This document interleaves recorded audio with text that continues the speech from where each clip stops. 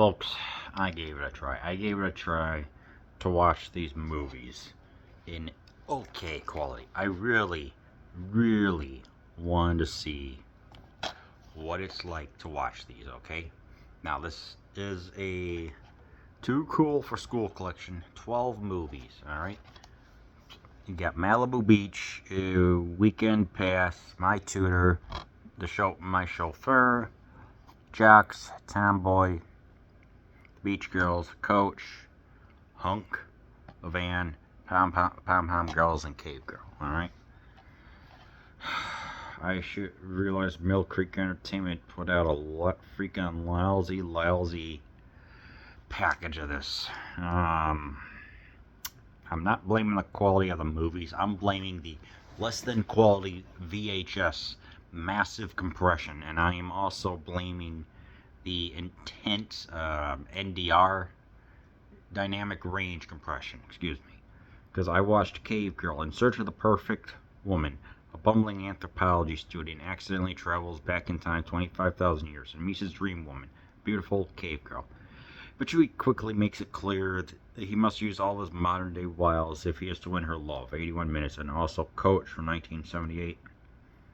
A young, blonde, and beautiful woman is hired to coach a team of underachieving basketball players, and against all odds leads them to victory. Starring Kathy Lee Crosby, and I don't know. All right. I'm going to review these movies.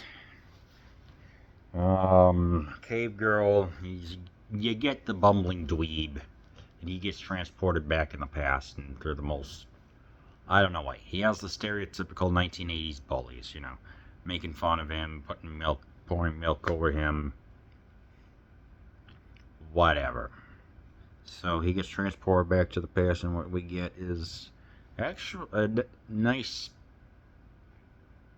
the desert or whatever, the plains where they were filming, it looks nice. I like it. It fits the aesthetic that's going on for the caveman, It complements well. I can't believe I'm defending a movie called Cave Girl, but I do want to say the positive. Yes, this is just wish fulfillment, superficial entertainment. We get warring cave factions going on. One of them is going to be an one of them is even an exocannibal that somehow manages to perform fire eating. Yeah, I'm dead serious. Some makeup like Bull McConnell would wear. Actually manages to extinguish the fire by swallowing it. I don't know, that just stood out for me. And I'm thinking, okay, that's actually impressive in a way. So, in the meantime, I swear, this dweeb who traveled back in time has an arsenal of things, like a flashlight. He's got reflective metal, a notebook. I'm like, did you bring over an entire section of the Home Depot? Because you have quite the arsenal with you. And I also noticed continuity-wise, doesn't get sweaty. He's wearing a suit and tie as he's interacting with these Homo erecti. Yes, that's what they really are called. Singularly, they are Homo erectus. Can't make this stuff up. So he manages to scare the oppositional cave force by dressing as like death or something like that. That scares the heck out of them. We didn't even see him bring back anything. And I thought that he was going to try and, he wins the girl, but we don't get any action whatsoever. So then he returns to the present. One of the cavemen come in to show everything is real. Turns out that the person who is hosting it has connections, and then because he traveled back there, they traveled back in the past. And I don't know. It was very, very stupid but enjoyable. You also get a nice TNA locker scene, in which, they actually had to reshoot it, I think, to add some padding time, and all the nude models and everyone else are actually happy to come and reshoot it, so I found that to be pretty funny. And then the second one, Coach, is actually pretty good, because we get Kathy Crosby, who is able to actually lead the team, because she's brought in.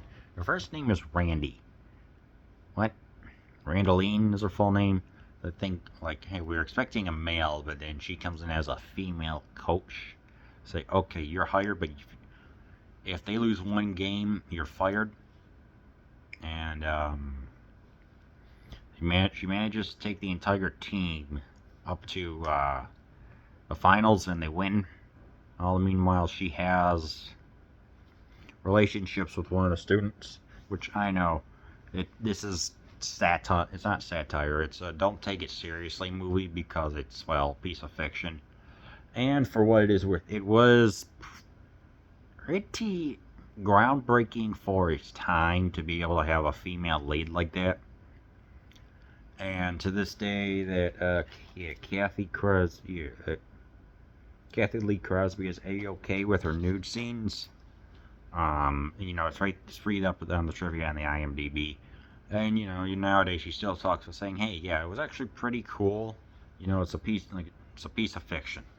She was also one of the celebrities for WrestleMania 2.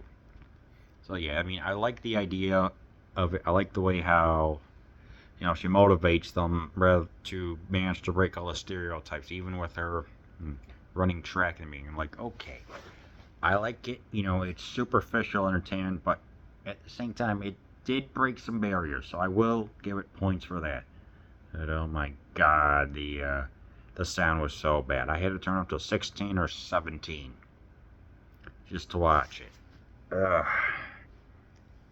And the video was actually worse than what I'm right here. You see, this is Midnight Madness.